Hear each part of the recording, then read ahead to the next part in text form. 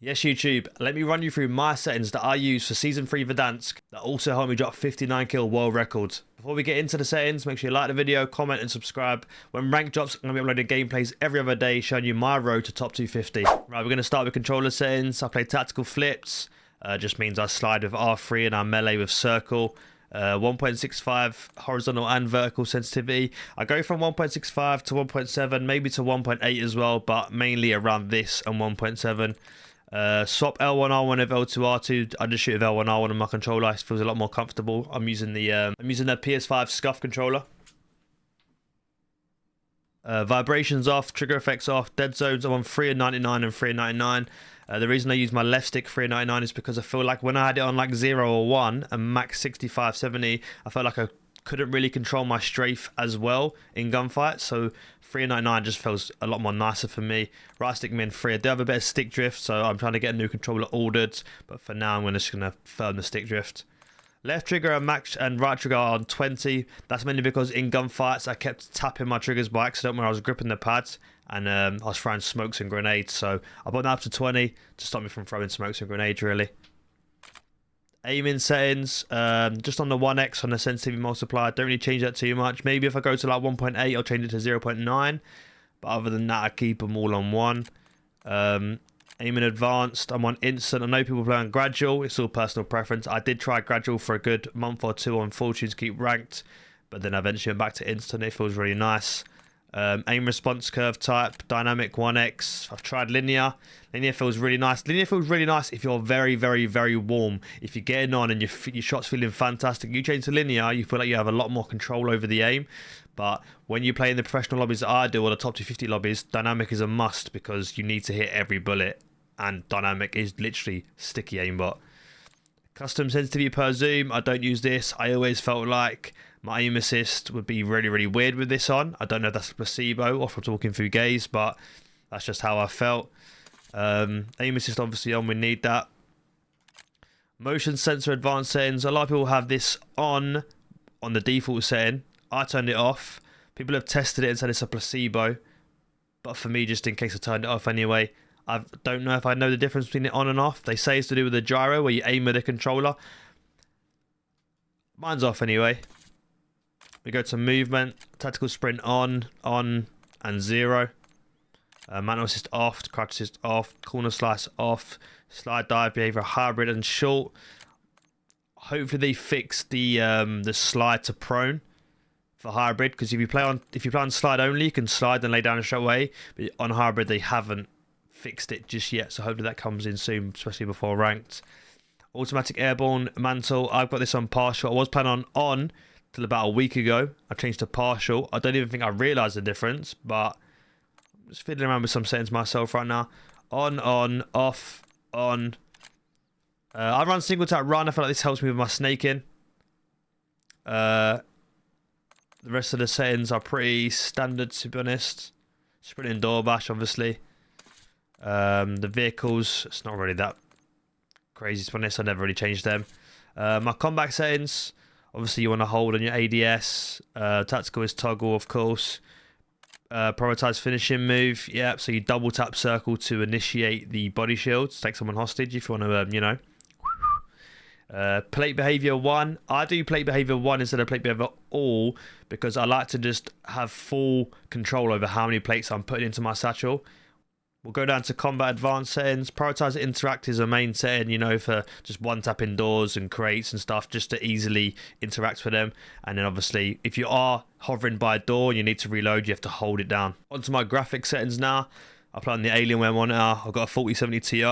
My monitor is 240 Hz, 1440p I play on. I play on low latency, on plus boost. Custom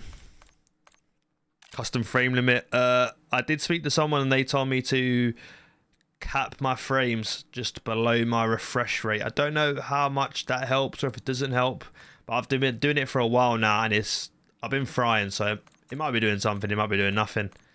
HDR off if you got that on. If you go across to my quality section, 100 render resolution is a must. Dynamic resolution off. Fidelity CAS 95.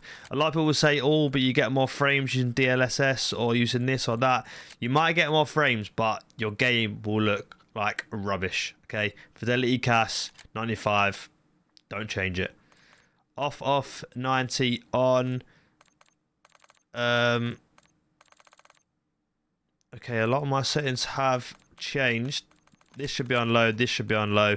Off, low, very low. Off, low. Minimal 32. No download limit on that. Local texture streaming quality low. Low. Off. Low. Off. Low. Off.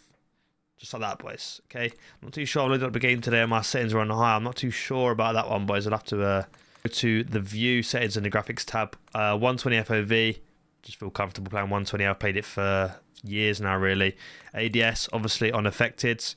Weapon field of view wide, just makes the gun look a little bit small on your screen. Third person doesn't really matter. Motion blur on the world and the weapon, both of them off. Definitely a must. You don't want no blur, you'll get headaches. First person camera movement on 50%, so just a lot less camera shakes on your screen, to be honest. Inverted flashbang I did have on because if I got flashed, the bright white light, mate, at night time, it wakes you up. So yeah, I'll be leaving that one on. Audio settings, I play Sucker Punch. Mute licensed music for the YouTube streams. Don't want to be getting copyrighted. And hit marker preset on classic. I'm always changing back and forth between default and classic. I don't know why. I just do. Interface settings, color customization. I do have filter to both, world intensity 80.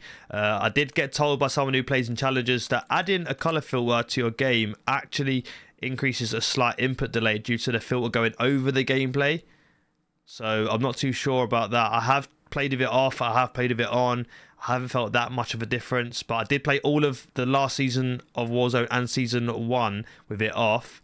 So I think for season 3 I might turn it back off. We'll have to wait and see. But for now, I'm just enjoying Verdansk again, and I want the colours to be popping. So I put on filter 2 and I've upped the world colour intensity to 80, boys. And make sure this is on both. Otherwise, if it's on worlds, you only get the... If it's on interface, sorry, you don't actually see it on the game. So make sure it's on both. Onto the gameplay HUD settings now. Obviously, you want this as close to the middle of your screen as possible. A lot of the pros do this, mainly because your minimap will be closer to the screen, so your eyes don't need to reach as far to see the corner of your monitor. Just a lot easier to look at your minimap, your ammo, your teammates, your plates, stuff like that. Everything's a lot more closer to the center of the screen, and that's why a lot of pros, not just in Warzone, but also Call of Duty, do this as well. Square minimap, of course. These are all my standard settings. I'm just going to go through them. You can have a look if you like. Okay. Crosshair static. Make sure your crosshair is on static. Some people didn't know how to change this, but this is just so when you're moving around, you're looking around, your little center dot isn't just bouncing around, or like your whatever they're called, your crosshairs, they're not just like bouncing around, they're in the same place, middle of your screen at all times, which I think is very important. Crosshair dot on, the spread on. You can change the color. I've used the blue one, I've used the green one, I've used the purple one. But you know what? I think the standard white one is probably the nicest. I'm going to show you how to make your minimap go from looking small to a lot bigger like you see on the pro streams. First of all, go to Black Ops 6 multiplayer.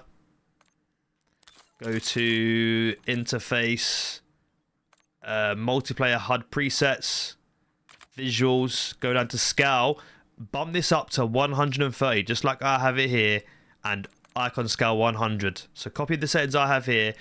This will increase your minimap from 100, which is the standard size, to 130. Anything past 130, I'm pretty sure it just automatically scales back down to 130. So yeah, leave it on 130. Those are all my settings that I'm running for Season 3 of Warzone Verdansk. If you want me to make a video showing you my top 5 builds for ARs and SMGs for Season 3 leading into ranked, be sure to drop a comment down below telling me what guns you need the build for. We've got less than 2 weeks until ranked. I'm going to be grinding every day with the likes of AJ, Zyro, Benny Central and a few more. The grind to top 250 is going to be nuts. We're not getting off. Also, subathon coming soon, so if you're in the streams, be on the lookout for that. Appreciate you, gang. Peace and love, boys. See you soon.